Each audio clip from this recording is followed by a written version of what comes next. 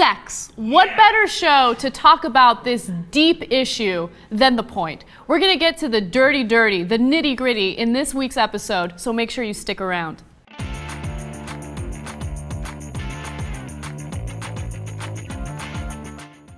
Welcome back to the smuttiest version of The Point. And yes, we have some excellent topics today, including Measure B. We're going to take a long, hard look at Measure B and try to decide whether or not this is actually meant to protect porn actors and actresses. Then we're going to look at the penetration of pornography in relationships. Is that helping relationships? Could it harm relationships? We'll discuss that a little more. And then finally, we're going to get animated with anime porn. Hentai is something that you see every once in a while when you're searching the internet. In fact, I did some research on it on my own. So we'll discuss that a little bit more. But first, let me introduce our very exciting panelists for today. You definitely recognize Kevin Pereira. He is the longtime host. If you're speaking to 12 people in the audience, yes. Absolutely. Oh, stop I love it. that. That's a great way. We're going to get elbow deep in the facts today, kids. Watch out. We're pulling out a fistful of knowledge. I like that. That was very nice. Kevin intro. Pereira, let me tell the audience a little bit about yourself. You are a longtime host of G4's Attack of the Show. You are also the co-founder of the super-creative.tv. And this past October, you launched the Pointless podcast. I did. You were a guest, by the way. Thank you for coming on. No relation to The Point. I was trying to confuse Google. Maybe they'd cut me the check. I don't know. By the way, it's really funny. I was on your podcast for the latest episode, and when I was plugging it on Twitter, people were like, "Why are you dissing this guy's podcast? Why are you calling it Pointless?" I'm like, "No, that's the name of his show. I swear." And it's the name for a reason. It's entirely pointless. But you were a fantastic guest, so thank you. Thank and it's you. a pleasure to be here. You guys should definitely check it out, especially the episode I was in. All right, Shira Tarrant is an associate professor of women's, gender, and sexuality studies at California State University, Long Beach. She's also the author of a number of books on gender, sex, and power. Her most recent is Fashion Talks, Undressing the Power of Style. Her next book, due out in 2013, is New Views on Pornography. Last but not least, Nina Hartley. She's a legendary adult film actress and director, as well as sex educator and registered nurse. She's also the author of Nina Hartley's Guide to Total Sex, and perhaps most exciting, she's now a two-time panelist on The Point. Hey! Repeat offender. All right, thank you so much for coming on the show, you guys. We're going to have a great discussion today. We're going to have a substantive discussion on something that isn't usually thought of as substantive. But I want to start off with a point from the douchiest conservative talk radio show host, Rush Limbaugh. He's talking about Measure B in this next video, so let's hear what he has to say. Pornography is big business in L.A., where many porn movies are created. On Election Day, California voters not only imposed huge new taxes on themselves, they also made it harder, more difficult, for the $7 billion a year porn industry to thrive. Measure B on the L.A. County ballot requiring porn actors to use condoms passed with 56% of the vote. Now, those behind and in the porn game are worried about the effect of the new law on their business. Apparently, porn consumers have a distaste for porn actors using condoms.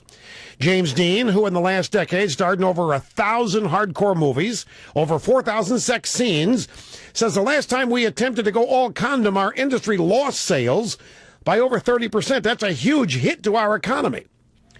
A court challenge to the new condom laws in the works. Meanwhile, many in the porn industry are worried about the loss of over 10,000 jobs, actors, makeup artists, film editors, and so on. Some porn production companies already threatening to pack up and move. Florida and Las Vegas are potential new porn centers. Now, the new condom rule will go into effect once the Department of Health figures out how to implement it. The dilemma? Do they send the employees to monitor movies in production or just do spot checks? Wow, what a hard choice those people have. Rush used the word hard too many times in that video. It made me a little uncomfortable. But he makes an interesting point, a point that you agree with, Nina. Can you elaborate a little on that? Yes, well, Measure B is bad law a number of reasons. First and foremost, it will never stand the First Amendment test because we cannot, entertainment cannot be forced to deliver somebody else's message. The people behind Measure B, Michael Weinstein and the AIDS Health Care Foundation, he has a political bug up his bonnet about the bad messaging that heterosexual porn gives to our young people. And it's not porn's job to message safer sex. It is people at home's responsibility to themselves to practice safer sex. So this is what I watch in the movies and what I do with my partners. We don't learn how to drive by watching Vin Diesel in Fast and Furious 5. We don't learn how spies do their jobs by watching James Bond. And we don't learn about anal sex by watching Rocco and whomever. And so where Rush and I, where Gail Dines has accused me of being a closet conservative is when I talk about personal responsibility. We are always affected by the media around us, pornography, advertising, sports, et cetera, et cetera. And eventually, with luck, I'll be alone in a room with somebody, and no matter what you ever saw or read, no matter what you ever saw or read, no matter what I ever saw or read, what are we going to do right here today to maintain our boundaries, our safety, and our values? And so, but Measure B is bad law for First Amendment. Secondly, we have a really good testing program that uses a very most sensitive, newest test, the PCR RNA test that can detect HIV within 10 days of infection. So it's not a question of, for safety, it's not a question of condoms versus no condoms, it's a question of testing versus no testing. So that's a great point that you brought up, because I have to be honest, I voted yes for Measure B, but I did reluctantly. And my views on it continue to evolve, and I know it's unfortunate, it's too late now, it's already passed, so it doesn't matter what I think now.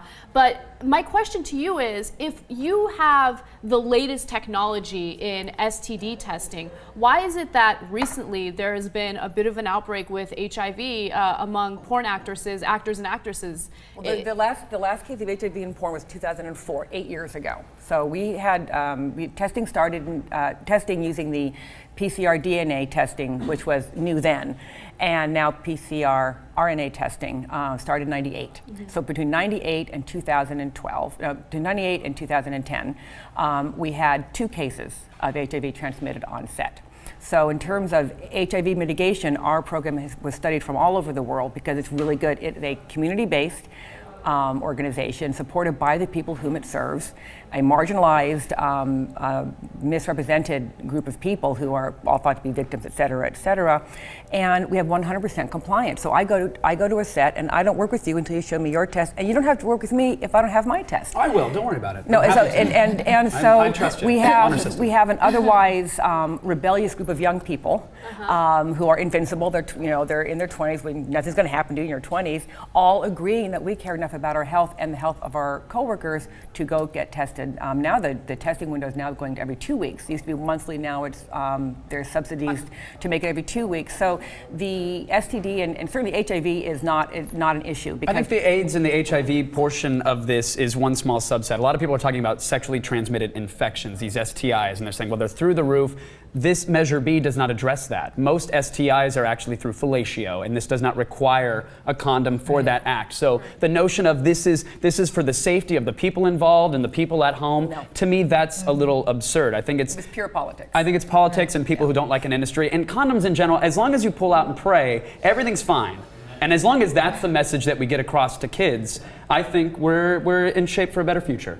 Well, and also, I just, as a nurse, I believe in comprehensive, age-appropriate sex education and helping people make choices, safer choices. And the condoms alone don't protect against a lot of things. Some of the things that people are worried about, specifically HPV, warts, methicillin-resistant Staphylococcus aureus or MRSA, and love the dirty talk. I know. Continue, and are skin to skin. They're not. It's not about.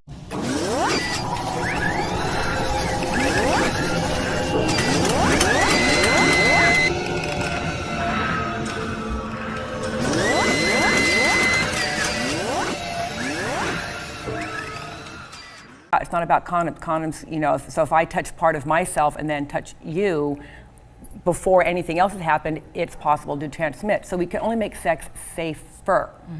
And if people want to be 100% safe, they'd be celibate and somehow trust that their monogamous partner really is monogamous. So Can I point out something too as well? Yes, like, please. I love that in California, like the GMO labeling law, Right. that fails. Like I don't have a right to know what's going in my body, but now my taxpayer dollars have to go towards regulating what's going into someone else's body. Yeah. Like, are we really going to spend dollars and cents for someone to sit in a room with a black and white CRT television? Can you imagine the HR craziness? You know, you cannot forcing a government employee to sit down. It's the minimum unenforceable. cost. You know what, also, I want to jump in on the vote itself because this did not pass with an overwhelming majority. This passed with around 56%, which says to me as a political scientist that there were a lot of ambivalent yeses, much like yours. Yes. Because to vote no is almost like you're saying, I don't care about STIs. I don't care about HIV. It sounds Which that's not the case. And the other thing is, if you really care about not transmitting HIV and STIs, then the money needs to go into much earlier education where it should be happening, which is not in pornography, like you point out, but in the schools, in community programming, you know, and so the people who are behind Measure B, I would love to see them take that same money and really pour it into effective sex education. They spent $4.5 million on billboards and advertising and outreach, and how many people could have been treated? How many clinics could have been set up? How many school outreach programs could there have been for $4 million for two cases of HIV in 12 years? And to be clear, do you guys see this as opening the floodgates for overregulation of the industry? Yes. I do. You know, years ago when we had Republicans in office, they kept trying the obscenity route, and we beat them in court all the time. And when the Democrats came in, many in my business were like, "Oh, we're so happy now." The Democrats, like, no, Democrats are regulation happy. And sure enough, and so in 2004, Michael Weinstein of the AIDS Healthcare Foundation stood up in a community meeting and praised our clinic for the great job it was doing, and that we did not need any help. Something in 8 years, I think he saw profit potential in being the testing person, and so he completed a 180. And I think regardless of where people stand on the issue of pornography, regardless of whether people like it or don't like it, we really need to pay attention because it's a lightning rod for very serious civil liberties issues. And the incursion, this is an incremental incursion into our privacy rights, into our civil liberties, and we are fools if we don't pay attention to what's happening. I think there are a lot of people, real quick, that would love to see this industry regulated out of existence. Yes. And that's just the bottom line. They just don't agree with it. But what I think they're being short-sighted about is, yes, you might say a porn star, whether male or female, that's disgusting to you. That's fine. But you know what? I work in entertainment. I know a lot of sound guys. I know a lot of audio guys. Sound is audio. I know a lot of camera guys. I know a lot of lighting guys, editors, directors. I know a bunch of people that live off this industry, and what they've basically done is say, hey, you're no longer welcome in Los Angeles, even though you're a professional. So let's talk about that a little bit. Is that a reality? Are we going to see production companies moving to Las Vegas, to Florida? Do they really want to move out of Los Angeles and go to a place like Florida? there are only 2 states in the union that have made it legal to shoot pornography: California and New Hampshire. So there's no case law in Florida. So if anyone in Florida wants to bust, there's already plenty of porn production in Florida. And if anyone wants to, bust someone there and charge them as pimping and pandering, then they can go through their state Supreme Court. But in 1988, the Rosebud Supreme Court voted 8-0 in favor of legalizing the shooting of pornography here in California. So the big companies might move out, but the smaller ones, again, the cameras are barely bigger than this now, so you can do a lot of pornographic shooting. The performers are larger than the cameras. Pretty much, yeah. It used to be cameras where you couldn't do it incognito. Now, it's a suitcase. So I don't think everyone's going to leave town. There's more streaming video, there's more direct to internet stuff going on. What we're going to maybe lose is the beautiful big blockbusters with fire trucks and helicopters in them for some. So I don't think they're really going to make good on their big budget productions that make the real money. Those will leave town. The guys with we know, I know, porn can be shot in the back of a van, and they sometimes don't even get those ladies to their destination. That's very rude of that bus. Very rude. They thought they were getting a ride, but because it can, they can start up a production company overnight, film the kind of porn that they want, upload it, and by the time someone shows up at their door to find them a few $1,000s, they've already moved on to the next production company under a different name. Yeah. So it's So not it- actually going to be effectual. It's just going to cost us useless money. Because useless money, it's unconstitutional because of the prior restraint on free speech. I cannot be forced to give your message. It's also going to be unconstitutional because it's unenforceable. There's no way to enforce this, and it's only for permitted shoots, which are barely 20% of the shoots out there. It doesn't cover still shoots. It doesn't. It's ill-conceived and very politically motivated. Michael Weinstein has a very large ego, and I think he saw potential profit for him in this. Let's talk about enforcement a little more, because the one thing that I found fascinating is this kind of adds insult to injury to production companies, because look, with the emergence of internet porn and amateur porn, already these big production companies were facing a huge hit, and now all of a sudden you're saying, well, you got to use condoms in your pornography, and for one reason or another people aren't really into that, which, you know, let's talk about that a little bit before I continue on enforcement.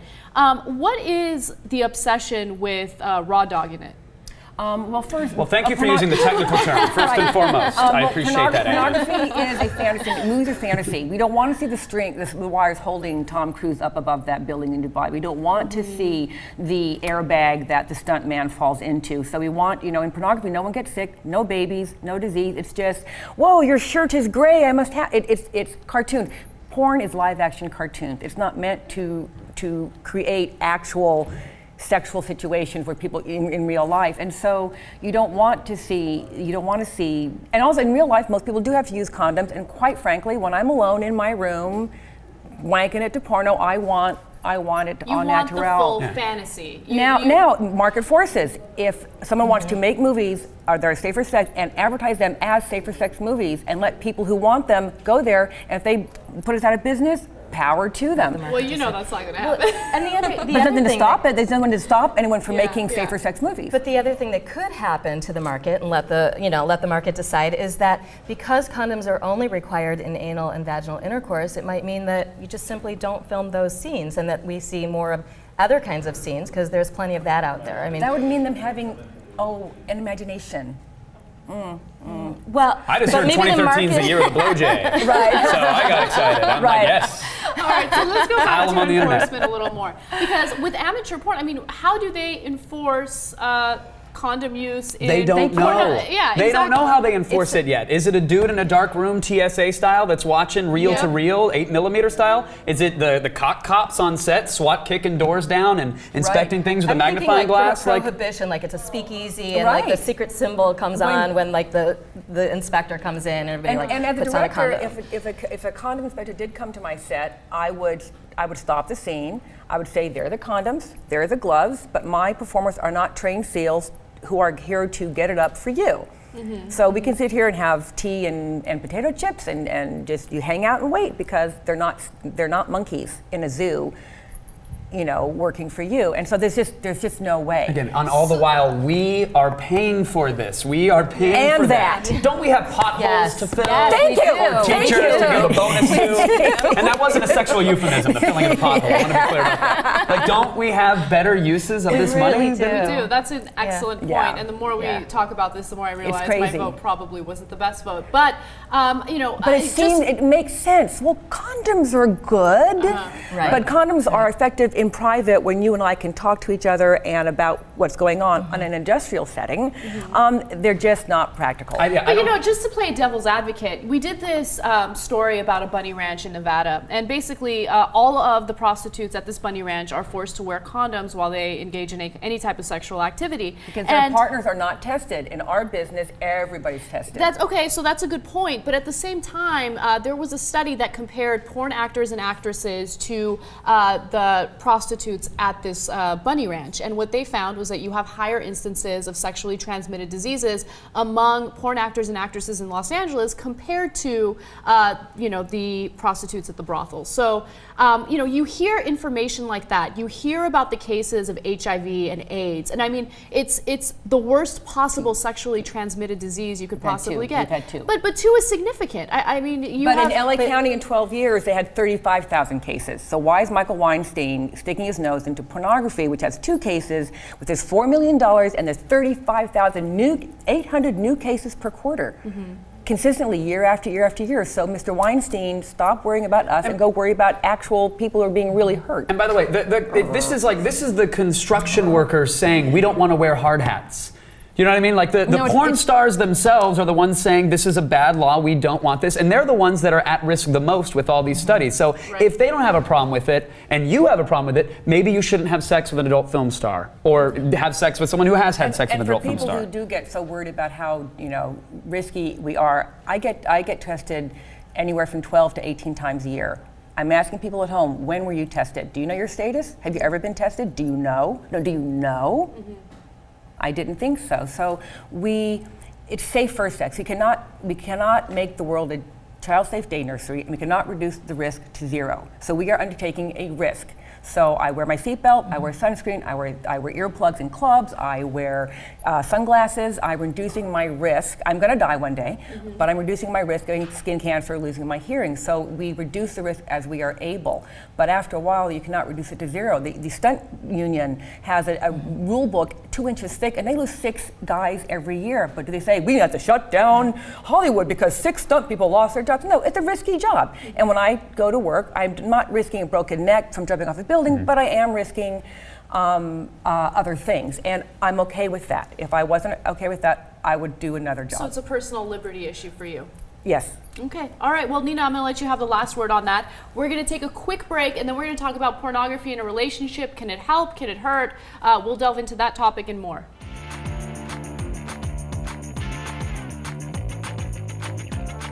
Welcome back to The Point. I mean, we're pretty much discussing very, very detailed information about everyone's porn habits. So I love it. I hope we delve into it a little deeper in this segment. By the way, I don't mean to make all of these sexual puns. Sure. I swear. Of course you don't. It's an accident. Of course you don't. Our next point is sent to us by Dr. Carol Queen.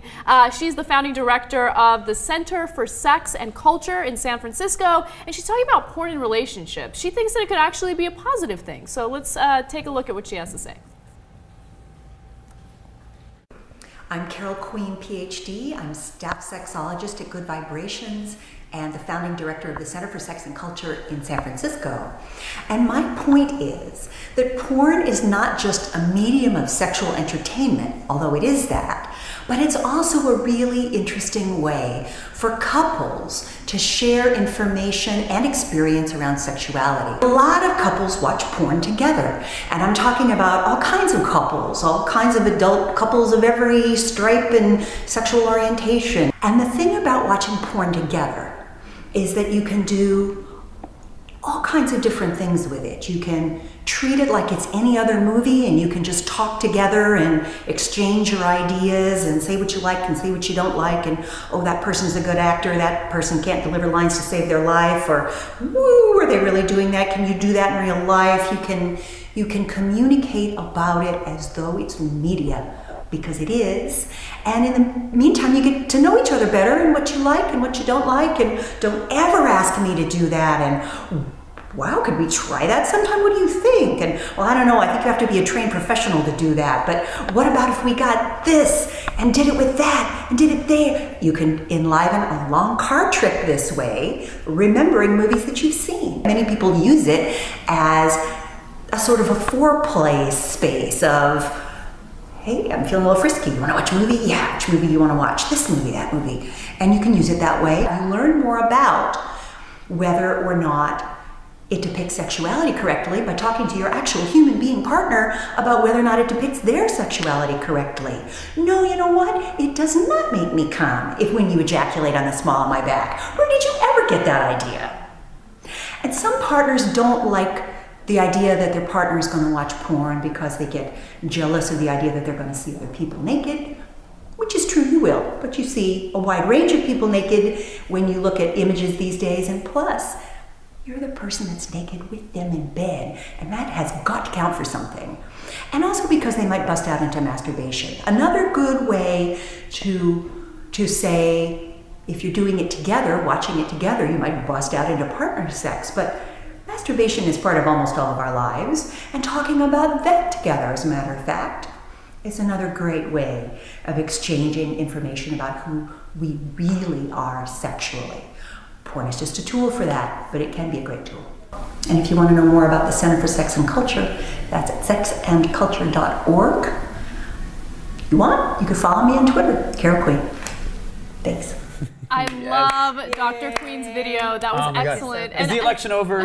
Carol Queen 2012. Thank you. I love her. She's even cooler in person. She's the coolest. I want to watch She's porn with awesome. her. I love how open-minded she is. You know, oftentimes when I think about a long-term monogamous relationship, you know, all of us have this feeling, right? There are only so many ways you can cook a steak, right? And you know, you can pan fry it, you can put it in the oven, you can broil it, whatever. But How are you having sex? Hold on. What is going on? I swear Sometimes you I'm can getting marinate to it a in some point weird here. stuff for an hour. but you know, I'm making an analogy to sex in a monogamous relationship. It's still a steak. You get a little tired of it. You know, you want to taste something different. I'm not saying anything. Sometimes you invite some chicken to the plate. And maybe you get some young quinoa in the room, and they hold a camera. I don't know. I'm not judging. But Shira, is pornography a great way to spice things up in a monogamous relationship where things can get a little bland? Well, first of all, I have to agree with everybody. Carol Queen is amazing. She and I were on a panel together about pornography not so long ago for the Momentum Conference, which is all about positive sexuality and getting conversations on the table, and she is awesome. And I wish that more of us could have that enthusiasm and fearlessness around talking about sex and pornography, which is what's important. So your question is, could porn bring more spice to monogamous relationships? Absolutely. I don't think porn is the only answer or a cure. So I think to look too heavily to porn to solve everything is going to possibly be disappointing, but it can be amazing, and it can be ways, like she said, to like float trial balloons, you know? Yeah, a lot of people are a little uncomfortable with introducing pornography to their relationships. I mean, I find it hard to believe that one person has never watched porn, they're not into it, they don't masturbate and all that stuff. But you know, a lot of people feel uncomfortable approaching their significant other with the thought of pornography in their relationship. Hey, like we're about to get it on, why don't we turn this on, maybe get some ideas, maybe we spice things up. How do you approach that? I mean, Kevin, I'm curious as a man, like how would you approach that to a woman that you're dating? Well, I normally have it playing from the moment I open my front door. Like it's just on. That makes things easy. And if it's a conversation piece, that's fine. I actually I don't want girlfriends to know that they make them that large, so I try not to show a lot of pornography to anybody that I'm dating. But I think, you know, Carol said it best. Like it is, you know, with somebody that I've been dating, someone that I'm having a sexual relationship with, which does not imply that I'm dating them sometimes. You can say, hey, let's watch this thing, and what do you think about X? How do you feel about Y? Yeah. You know, do you want to go to a Motel 6? I know 20 black guys. It doesn't have to be in person, which could be intense. You know, we're on our phones all the time. It can be like, what do you think of this? LOL, and then like, what? You know. So what do you start off with? Do you start off with like the romantic softcore porn? Do you start off with the bukkake and like get right to it? Or now we're talking. More and more women are liking harder and harder stuff. Now, when I first started making porn, men would come to the conventions, and then eventually they have their girlfriends who would be looking everywhere around. And after a while, girlfriends would be in the line getting autographs for their boyfriend, and finally girls were in the line getting autographs for themselves. So young women, some young women are creating their own libraries of movies that work for them. Many women love watching gay porn. The way that men like watching girl, lots of women like watching gay porn. Really? It's more of what they want. You know, I'm a bisexual person, so I understand heterosexuality. I don't understand it. It's like, how can you not? I like every naked person myself, but lots of women like watching gay porn. Monogamy, there's a great book called Mating in Captivity by Esther Perel that I recommend to everybody. But the one thing that never runs out of time, space, or distance are emotions and feelings. And so if we're going to be truly intimate, I'm going to share my deepest fears with you and expose myself to you and trust that you're not going to dump on me and vice versa. Then hugging and kissing and humming and humming never lose their interest, because what is boundless are our fantasies and our feelings. Emotions have no end.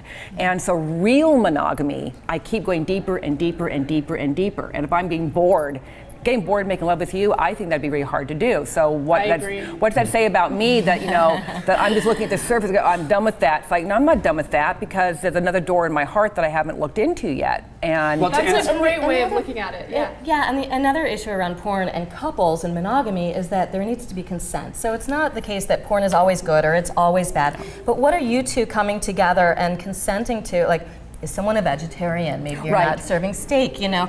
So when I hear people talk about, especially women, like my husband or my boyfriend is watching porn, I'm really freaked out. The issue is not the pornography. The issue is the secrecy, the dishonesty, the silence, the fear, the taboo, all those are the issues that we really need to also be addressing, because it could be porn, it could be some other issue. And Also, just one quick question about that. I think a lot of women who get a little upset at their significant other watching porn. I mean, I don't think any woman actually thinks, "Oh, my husband's watching porn. This is like him cheating on me." They do. I mean, Some do. But that's amazing to me. I know, but some do. I'm dating a girl like that right now who I've had to explain, like, I don't have a deep-seated emotional connection Right. to the women in my 12 browser tabs. Right. I don't know them. I'm not going to chat with them. I don't care about their likes and dislikes. Like, they are serving a purpose for me, so I don't finish in 3 seconds with you tonight. There you And go. If she could just understand that, things would be a lot I think easier. she does And now now. she does, She because really does. because I Right. explained that to. No, I've had that conversation with her, and she got it because at first, she had relationships in the past where there were intimacy issues in the bedroom, there were some sexual issues, and so the boyfriends in the past were escaping their responsibilities with her. They were escaping that intimacy That's not and going to the about internet. porn. And that's not about porn. something else. That's about their relationship, Yeah. and that's Yeah. not the reason I was watching. And Yes. a lot has been, most of the ink spilled about porn is all the horrible things it does to female body awareness. And the difference between most porn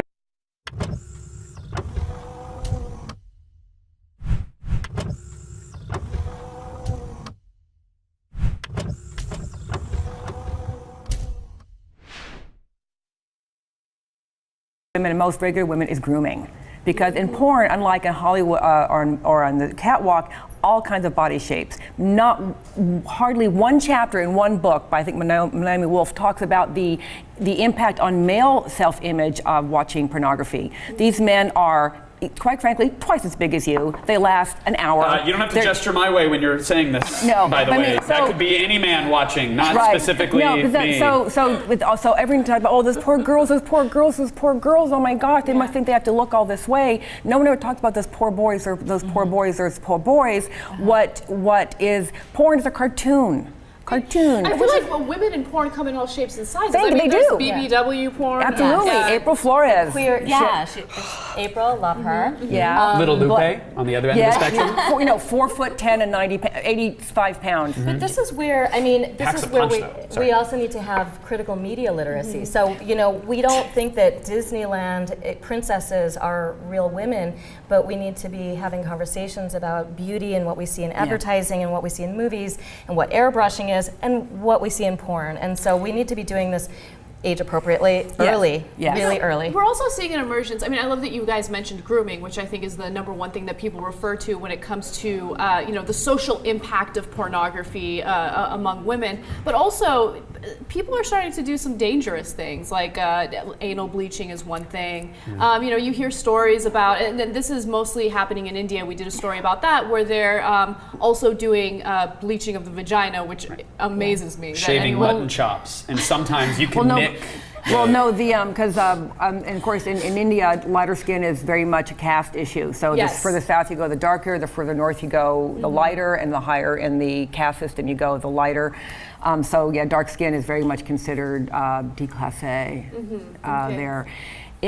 But is that the fault of pornography? And then we though? need to be Like, looking at issues of racism and that. and that pesky problem of racism and skin tone bias and things like that, which is not caused by porn. Porn certainly isn't interrupting it when there's bleaching. Right.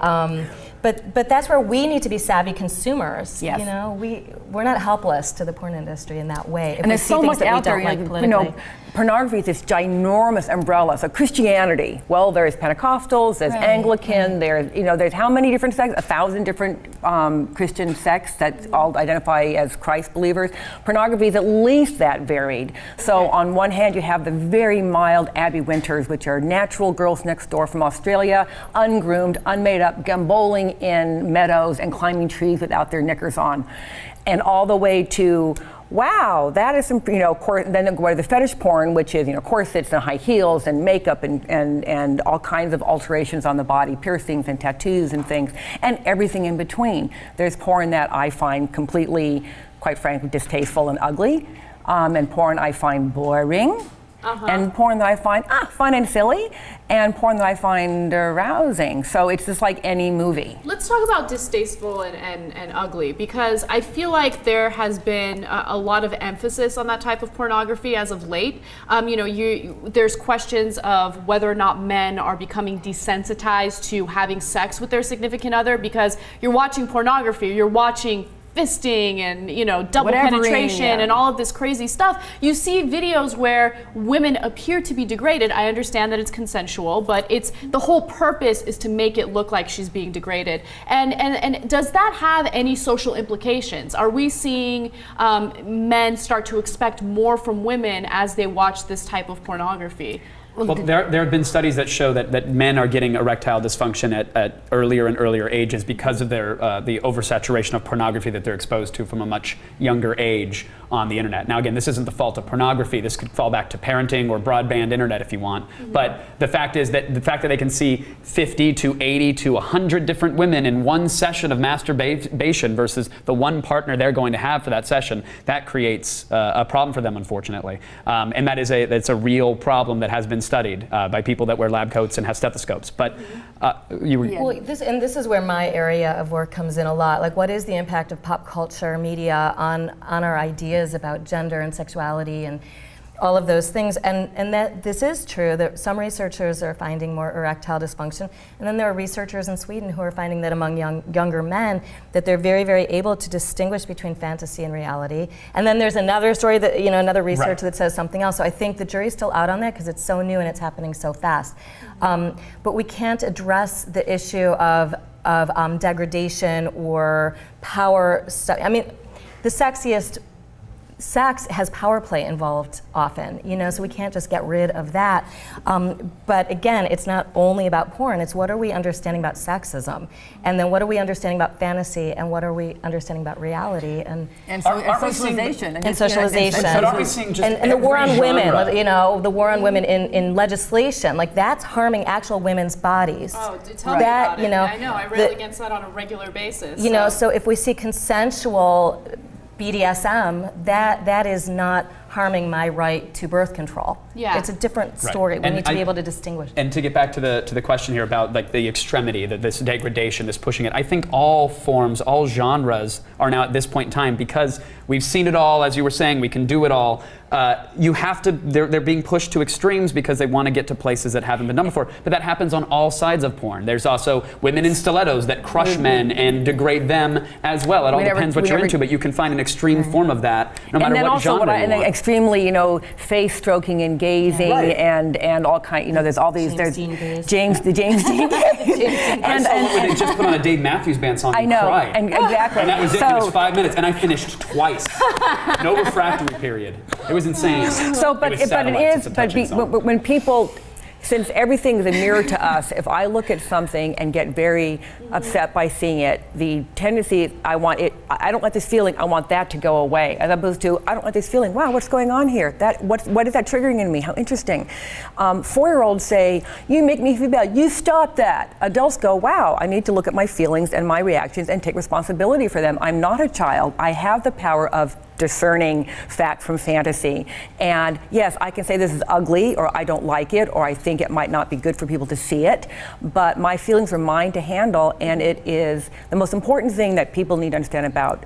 And this is also why pornography, you need to buy California pornography because it's legal here. We have age limits, we have model releases, that we're informed consent. And if you don't buy, made in California porn, you just don't know if it's some podunk, garage in somewhere. You don't know that she... Some wood-paneled basement somewhere. I'll watch it, but I will not buy it. I will not vote with my dollar. It's very easy to get lost in this upsetting, horrifying, disgraceful things never before imagined visuals and get stuck in, oh my gosh, those poor people, versus, oh wow, I feel really challenged by this. What does that mean? I feel challenged by this. And you can also look for more bland porn. There's so much out there that I consider snooze-worthy. Pornography, but we don't ever hear about that because the people who hate porn keep popping up the most outrageous images they can possibly find because they want you to vote yes on Measure B, or vote against free expression, or vote against birth control, or whatever. Okay, look, at the risk of making this segment longer than it has been, and by the way, it's been a great segment, I have to ask someone who has worked in the industry what the appeal is of, gaping orifices. Because I get it, yes. You could also ask the consumer, but that's fine. No. So my understanding of this is, going back to porn as cartoon. Yeah. So porn's a fantasy, and so in fantasy we can have sex underwater, we can have sex in outer space without a spacesuit, we can have sex with 1,050 guys and not get hurt. It's bigger, more, wow. And also, when you have the level of sexual repression that our culture is still coming out from, there are some segment of the audience that is like, more, because if you've been, they want it really dirty because they've been told, they've been having their hands whacked when they've been touching themselves since they're very little, and so they can get. I think the interest in most extreme porn comes from, honestly, call me Freud, potty training and the parents teaching the child about their own body and whether or not it's okay to put your hand on your diaper.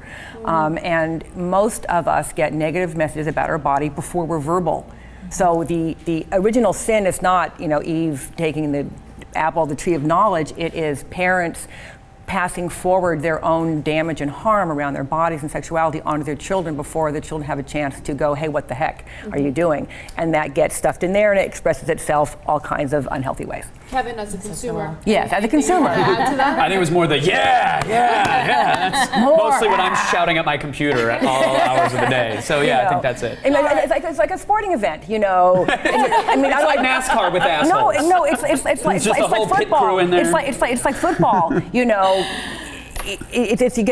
get really into it on an emotional level. You want more. You want bigger crashes. You want longer. And no helmets. Damn it!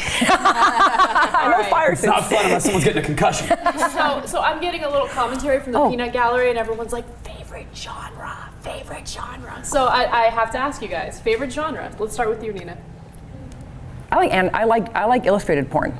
Honestly, because I'm into BDSM in my private life, and I like looking at, and honestly, with video porn, I can tell, that was 2:00 in the morning, she's bored, so I'm too much of an insider, so I don't watch a lot of video porn. There is some that I like, but I like illustrated. All right, we're going to talk about hentai in the next segment, yes. So I can't wait to hear what you have to say about that. You don't have to share if you don't want to. Go ahead. Awesome. In real life, BDSM, or no, I should say in porn life, BDSM, because in real life, I'm into illustrations.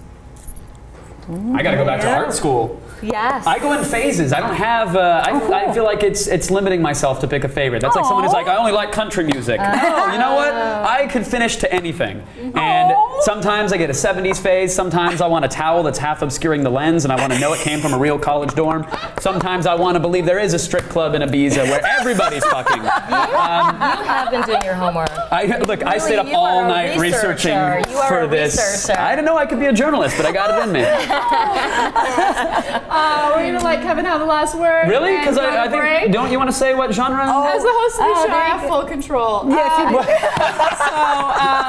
So you like it when the woman's in charge in the porn. I got it. Hit the nail on the head, actually. All right, so let's take a break. When we come back, hentai porn, animation porn, what's up with that, and other stuff that you guys will enjoy.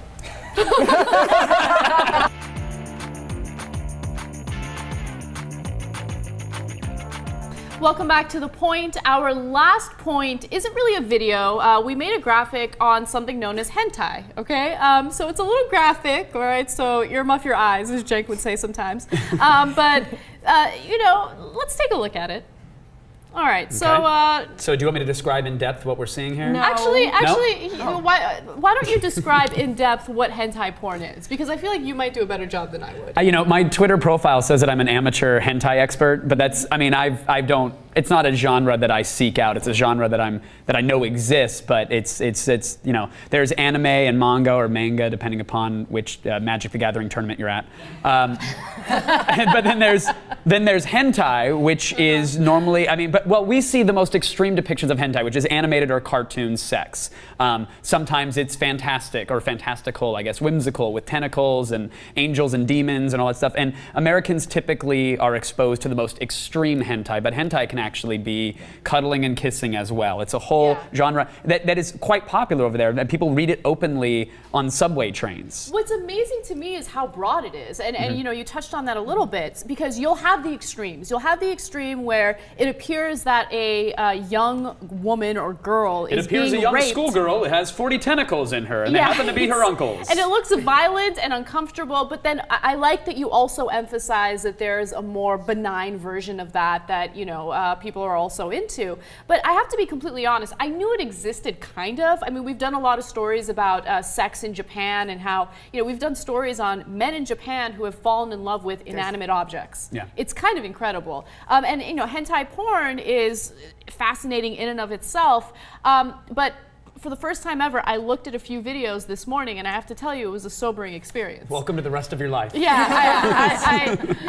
Your eyes. and I don't know if Well, what did you see? Did you see the softer core stuff, or did you see the crazy rage demon? There was this one, I'm going to get graphic, but it is what it is. The first one I saw was a, you know, very, very young looking woman, basically having a penis put in her mouth and also in her vagina as she's doggy style, and they're just going at it, and she sounds like she's in pain, like she's not enjoying it, and it almost sounds like she's being raped, to be honest with you.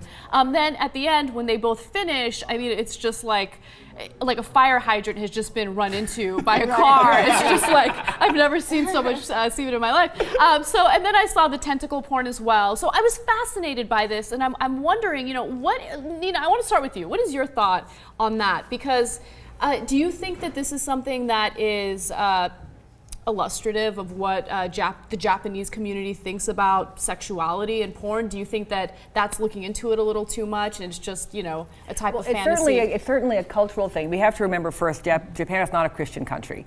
And so what we consider normal sexual boundaries, normal sexuality, are heavily influenced by Judeo-Christian values, and that did not really get introduced there till after the war.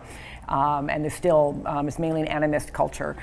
So their whole ideas about nudity, about prostitution, about sex work are completely different from us, from our values on those topics. And you know, it's a very low violence country. It's a very homogeneous culture, and so they do understand the difference between fantasy and reality. There's, for the population, it's very low rape. There's very low sexual violence. It's creeping up, but still such a fraction of ours, it's not even in the same ballpark. Even teen pregnancy is very rare in Japan. Well, condoms are the primary form of birth control in Japan, and have been since the war. Everyone just accepts that you're going to use rubbers. The idea that, you know, if you look at live action Japanese porn, the women are often looking like they don't like it, because female modesty is still very prized there, and the gender relations are still what we would consider ossified. They're very, you know, you still have to get the tea girl in the office. And also a lot of the AVN stars, they're called AVN stars in Japan. A lot of the most, I shouldn't say most, I don't know the percentage, but a bulk of that industry is actually owned by the mafia, and it's run by the mafia. Yes. So there is a chance that performer actually is a reluctant performer, unfortunately. Actually, or they don't sign model releases, because then they have plausible deniability. It's not me. So for them, it's about saving face. So in a lot of the porn, actually, the women are perfectly willing. They get paid very well in cash, but they don't sign the release. They can say it wasn't me. It wasn't me. That's why we don't get live action Japanese porn in this country, because the paperwork doesn't match up. Because to sell a movie here, we have to have proof of age, proof of consent, and they don't do that over there. Do you think the hentai, though, because like what you were just saying, like, and remember that hentai, no real people were used, so they can be depicted of any age, and because there's no actual people. In the United States, though, it's a little different. They can't be depicted as someone who's underage. Actually, if it's animated or illustrated, it can. The Supreme Court said this, because no actual children. It is a picture, it's a drawing, it's a painting, it's an idea. Cartoon? I mean, how do you have her Exactly. hold up But her I think animated ID to the camera before telling you her likes and dislikes? Like that doesn't make any sense. But I think that hentai, and especially with depictions of children and all, the extreme things that you were seeing, raises really important issues that we were talking about earlier, which is it's an opportunity for us maybe to talk about what our boundaries are and what we like and don't like and what we find offensive or what we find arousing. And so for me, when I see depictions of children animated, that is a no-go. That is, for me, no. And I'm very clear about that. And I think for any of us as consumers of media or porn, we need to be identifying that and having conversations like this openly about it without demonizing, but saying, here's what's okay, here's what I like. And it is also interesting with hentai that what the conversations in the US seem to really focus around the most outrageous, when there are so many different subgenres that focus more on young boys, that aren't as rape-y or overtly rapist, that we don't really focus on. And that is curious to me. What does it say about our culture? I also wonder if this censorship itself does not breed that sort of extremity when it comes to the adult industry there. Because, look, we were just saying that the 30% drop in sales when we put condoms on actors in the US, when you have to pixelate pretty much the best parts of the porn in Japan, they actually sell hardware devices that cost hundreds of dollars. They have to pinpoint to try to depixelate them. Really? Yeah, if they have to pixelate that, then you don't have to pixelate the tentacles. You don't have to pixelate the cartoons. So, of course, they're going to gravitate towards that. Sure. MacArthur put that in place. They had a very lively sex culture and legal prostitution in Japan until the war, and then MacArthur came out. He did one good thing. He told his soldiers, you may not rape Japanese women. If you'll be court-martialed, and so there's very low, unlike in Germany after the war, there's very low American on Japanese women rape after the war. But they also shut down the established sex business there as well, because imposing Western values on a culture that was not Western in any way. And then 65 years later, they got Taco Bell and tentacles. We did it, America.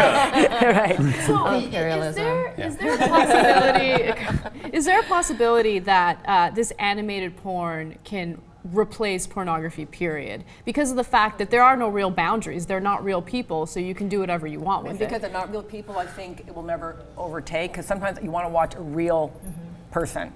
And then sometimes you want to watch fantastical people floating in space with alien octopuses. Right. And so you get both. Yeah, I mean, there's the traditional anime style. There's now Western hentai, which is like a more traditional Western cartoon style. There's 3D. There's like ILM style CGI, and then super epic romantic features. Stuff with the big giant manga eyes and the boys in Fauntleroy suits. But think about it, as a woman. How long has that been over my shoulder, by the way? I just noticed that. I'm like, thanks for the heads up, guys. So speaking as a woman, if I could control the tentacles, I wouldn't mind some tentacle porn if I could make it do what I wanted it to do. Because, fingers are good, toys are good, erections are good, but sometimes a wiggly thing, that could be fun, so I get it. But I have to be careful. Octopuses have beaks in the middle, and that I'm not so down with. They don't have a tongue, they have a beak. It's like, no, that's a no. So in the first segment, our yeses and no's. Again. We're kickstarting a movie. That's happening. I'm sorry. Yeah. In the first segment, we talked a little bit about messaging and what the lack of condoms is. What message that sends out to the public. Based on the videos that I did see and based on a few articles that I did read on hentai, is there a possibility that this type of animated porn is kind of glorifying something as serious as rape or pedophilia? I think that there is that possibility. I think we would be fools to say, no, that never happens, and that's where it gets complicated and messy, and we really have to be talking about it. But one of the recurring things that comes up is this idea that rape porn causes rape, and there really is not clear evidence about it. What it does do, though, is contributes to a cultural climate that enables rape to continue without us understanding what rape is. And there's a difference between causation and creating a climate in which we really need to interrupt those patterns, and then understand, again, that there's fantasy and that there is reality. Rape fantasy is not necessarily bad or wrong. Rape reality, absolutely wrong. And also, it goes back to one thing about Japan, so not being Christian, they don't think children are asexual angels, that somehow at age 18, sexuality is a continuum from being held warmly at the breast to being taught about your body and taught boundaries and good touch and bad touch and okay, now you need a lock on your door. I get it, and so how children are sensual beings, and that sensuality eventually will turn into sexuality when hormones and age kick in.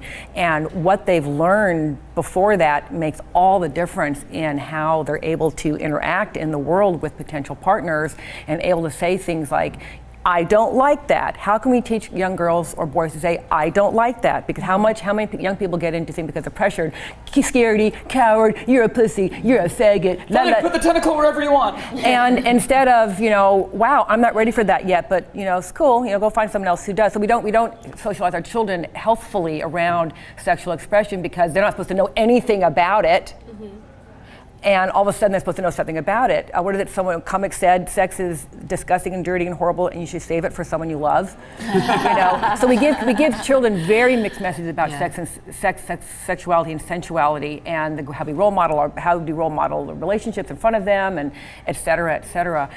So helping young people learn how to say no, thank you would be a lot better, more effective than trying to shield their eyes from media. And in order to know how to say no, or what we want to say no to, we have to know what we want to say yes to, and that gets left out of our conversations. Because they're not supposed to want to say yes. Yeah. But when I was 14, I didn't want intercourse, but I sure did like necking. Right. That was fun. Kissing, that was awesome. And I would have done more kissing, but I didn't know how to stop before it got too far.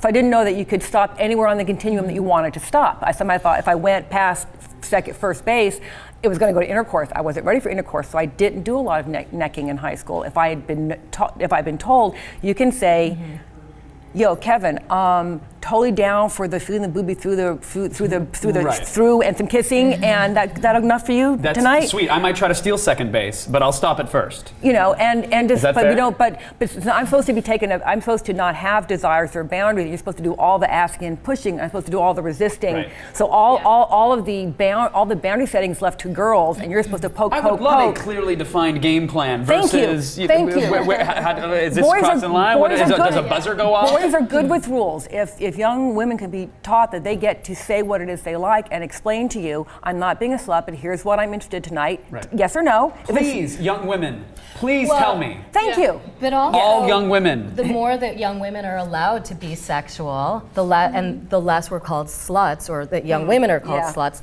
the more we can get clear about our yeses and nos and pleasure and the pressure on danger. boys to be sexual before they're ready. You know, some boys are actually not ready for that at 14. Thank you. Yeah. And yet they're supposed to be wanting it all the time. And we're not supposed to want it at all, but I meet some young women in my business and I ask them, when do you start having sex? And they'll say an age under, sometime in high school. And when do you start liking it? Oh, right away. So some women have always liked it. Their bodies have always said, this is pretty good. And some young men would like to wait a few years before they're pushed into, and we don't allow for that. You want it all the time. We're never supposed to want it at all because we're sluts, and then boom. The double standard is incredible, and I love that the Japanese are open when it comes to sexuality, as Kevin pointed out earlier in the segment. The fact that they look at this type of pornography when they're on the train, that's fascinating. It's really interesting to see how open they are. Well, unfortunately, we're out of time, but I want to thank our panelist, Kevin Pereira, host of the Pointless podcast. Where can people watch you? They can go to supercreative.tv. That is my production company, my website. You can see all sorts of TV shows there that you'll never actually want to watch on an actual television. Oh, why not? It's like, oh, the YouTube kids, they're going to love this if you put it on a screen. No, it's not exactly the case. So go to supercreative.tv, check out my stuff, and see the Anna episode of the Pointless podcast, which just got posted. Definitely. Shira Tennant, tell us a little bit more about the book that's coming out in 2013. I can't wait to hear about 2014 New Views on Pornography. I'm co-editing it with Lynn Camella, who's in Las Vegas. And it's a variety of perspectives on all of these sorts of issues that we've talked about. The book that's coming out before that I want to mention is the second edition of Men Speak Out, Views on Gender, Sex, and Power. Okay. And it includes 2 essays in particular about pornography from very different perspectives. One gentleman who is anti-porn and another who does porn as a queer porn performer. Wow. that might be of interest to viewers. Fascinating. Yeah. And last but not least, Nina Hartley. What are you working on these days? Where can people see more of you? If you're over 18, you can go to nina.com. If you're under 18, you can look me up on YouTube. My Tuesdays with Nina teaching videos, PG-13 teaching videos, have migrated off the original site onto YouTube. I'm also working these days with the woodhullalliance.org and the Woodhull Foundation affirms sexual freedom as a fundamental human right. And their newest thing is Family Matters, familymattersproject.org. And why does family matter? So we signed a human rights bill right after the war that affirmed the right to family. And it did not say family meaning a nuclear family with a husband, a wife, and babies. Family, the right to family. And so we are working to gain recognition for all families of all shapes and sizes. Excellent. All right. And also thanks to this week's Point contributors, radio personality and sex tourist Rush Limbaugh, as well as Dr. Carol Queen of the Center for Sex and Culture. To find out more about her work, you can visit sexandculture.org. I'm Anna Kasparian. You can see me every day on the Young Turks or at youtube.com/TYT Live from 6 to 8 p.m. Eastern Time, Monday through Friday, and also on Current TV. We'll see you guys next week with another episode.